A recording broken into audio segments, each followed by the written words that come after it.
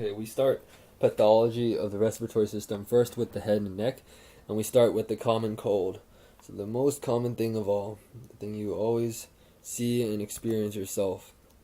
Common cold, aka acute viral rhinosinusitis. So this is usually due to a viral infection of the nose and the throat, and is usually benign and self-limited. So that means within 10 days you'll get better by yourself. And this common cold is spread either through droplets in the air, so someone coughing or sneezing, and the droplets having the virus in it, or after contact, through the mouth, after contact. Thus, the best method of prevention is to wash your hands, because if you wash your hands, you don't get this contact one, because wash your hands, blah blah, you get the idea, okay? Best method to prevent the common cold, wash your hands. Otherwise, you want to take measures not to contact contaminated things or sick people. Another interesting thing to note is people are most infectious during the first 3 days of illness. This is, I guess, less high for step one, but I just thought it was an interesting thing and useful for real life. People are most infectious during the first 2 to 3 days of illness when they have the cold. Okay, clinical features, just think about when you had a cold. That's all you need to know. So, okay, you have a cold, you have a runny nose, you have, I don't know, cough, you have congestion, you just don't feel it, you have malaise. Some people have fever. Very rarely you can have a fever. The other thing is you can have purulent colored nasal discharge. That can be viral too, okay? Just because you have purulent colored nasal discharge does not mean that you have bacteria there. That's just a sign of inflammation. You get inflammation with viruses as well, so you can see that in a common viral cold, okay? And the key thing here for the treatment then is you do not give antibiotics, okay? Because the problem is you're going to keep hearing patients ask for antibiotics when they have a cold, and we don't want to give them antibiotics. It's more negatives than pros when we give a patient with a virus an antibiotic. Well, first of all, the antibiotic's not going to do anything, so there's no pros, and you're running the risk of giving side effects from the antibiotics. You're running the risk of so basically resistance from other bugs in the rest of the body. So do not give antibiotics. You need to be firm with them. It's better for them that they don't get antibiotics than if they do. Symptomatic therapies are the mainstay of treatment for a common cold. Nasal symptom treatments include basically this. This is all low yield for step one, but useful for real life, okay? This is the stuff you want to give them. Antihistamines plus decongestants in combination. Okay, antihistamine is going to reduce a lot of their symptoms. Decongestion is going to decrease the runny nose. And then you can give them cromolyn, sodium, or intranasal ipratropium bromide. The other thing I wanted to also note is vitamin C, because people keep telling me to take vitamin C, but it doesn't. Here's what the evidence says about vitamin C and the common cold.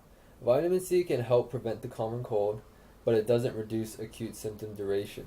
So even if you start taking vitamin C, your emergency, when you start sneezing, start having a cough and having a runny nose, it's not going to help you feel better any quicker.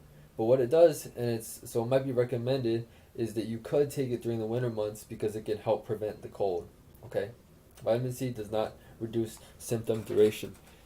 So this is the acute viral rhinosinusitis. I just told you don't give antibiotics. So when do you give antibiotics for someone with the cold symptoms? You give it when they have acute bacterial rhinosinusitis. So basically the same thing except for it's a bacterial infection. And the most commonly is usually it's a bacterial infection superimposed on a viral URI.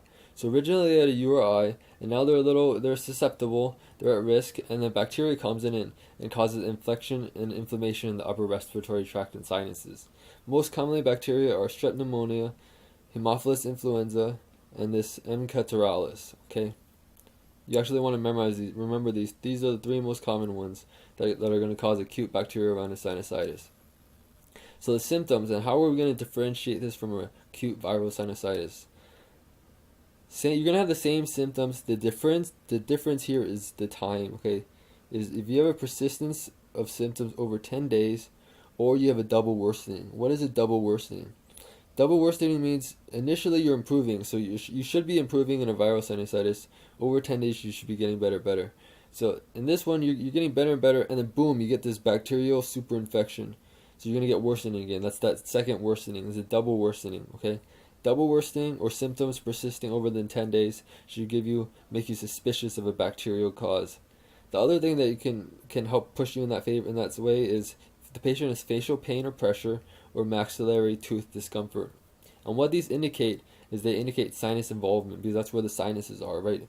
You push on the face, or right around the maxilla, around the eyes, that's where your sinuses are. And if it hurts, if there's discomfort, and maybe that there's the infection of the sinus as well. Now, fever is much more common in bacterial rhinosinusitis.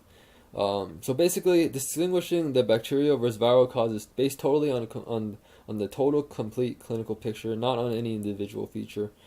If you do think the patient has bacterial rhinosinusitis, what you do is you do treat him with antibiotics. So if you think it's bacteria, do give him antibiotics. First line here is the amoxicillin clavulinate. Okay. Now we're going to talk about nosebleed real quick. Epistaxis is our fancy medical term for a nosebleed. Most commonly due to bleeding of blood vessels in the anterior segment of the nostril. So I have this really complicated picture here. Don't memorize it, just for illustration purposes, just to see that we have a bunch of blood vessels in our nose. We have blood vessels in the anterior part, which is in the front. And we have blood vessels in the posterior part, which is more near the back. Okay. Bleeds in the posterior segment can be life-threatening, so posterior ones are much more severe. Luckily, the more common bleeds are from the anterior segment. Okay, causes of a nosebleed: foreign body, trauma, allergic rhinitis, nasal angiofibromas. You don't have to memorize this. This is very, very low yield, but just stuff that, is just common sense. If you have trauma, you're going to get a nosebleed. This stuff can cause nosebleeds. Foreign body obviously can cause a nosebleed. Treatment, low yield, but also one thing that's kind of useful, because you never know if you have a nosebleed or someone you know has a nosebleed. Treatment is, first of all, always compression. Whenever you have bleeding, what are you going to do? First step is to compress, okay? Compression is the best step for any bleeding, because it decreases the blood loss and it's going to promote clotting, okay? So you compress, you squeeze the ala, which is like the thin part of the nose before it flares out. And the other thing you want to do is you want to bend at the waist forward. You want to bend forward at the waist, and what that's going to do is going to prevent blood from going down your throat.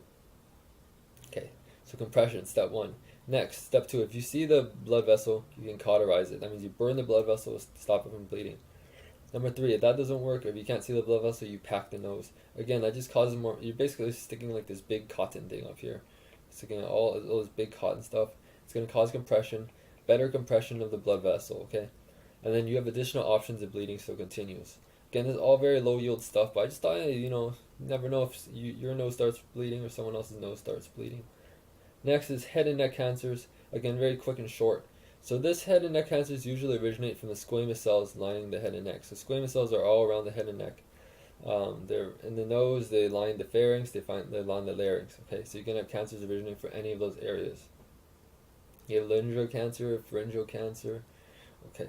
Risk factor for this. It's pretty much the same for all the other cancers. Smoking, alcohol, EBV is a little more specific for nasopharyngeal cancers, and then human papillomavirus 16. HPV, smoking, alcohol, EBV. Now there's one more thing that we want to know about for head and neck cancers, is this idea of this field cancerization. So this is the idea that carcinogens will damage wide areas of epithelium. So you're going to get mutations in wide areas of the epithelium, and there's going to be development of cancer at various areas of this epithelium. They're going to develop at various areas, and they're going to develop at various times. Okay, that's field cancerization. So if you're smoking, you're going to induce mutations all over the epithelium, all over those squamous cells, all over in your neck, in your pharynx, in your larynx, and then you're at risk for having cancer develop in all those areas. Okay, so that's it for our head and neck section.